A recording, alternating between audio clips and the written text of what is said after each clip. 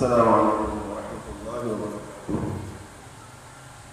بسم اللہ والحمد للہ والصلاة والسلام على رسول اللہ، اما بعد۔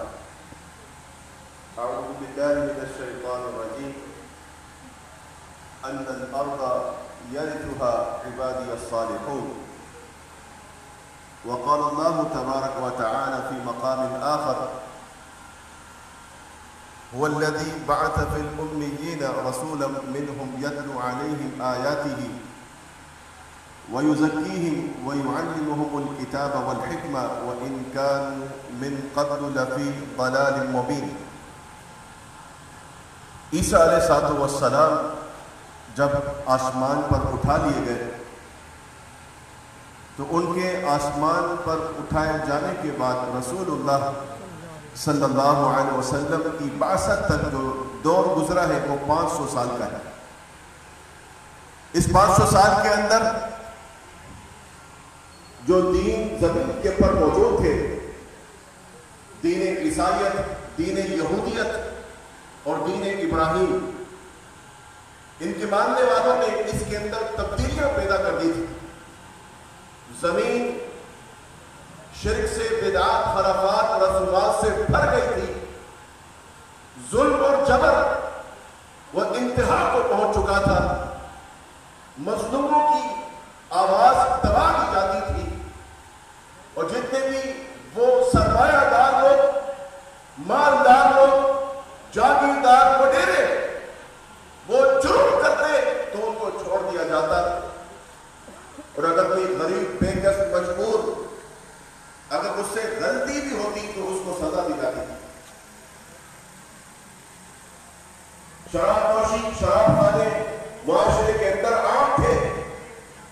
فسق و فجور، لڑائی جھگڑا، فتنہ و فساد، قتل و غارتگی، ڈاکو زنی، ڈکیتی، چوری، رازنی، یہ سب عام ہو چکی تھی۔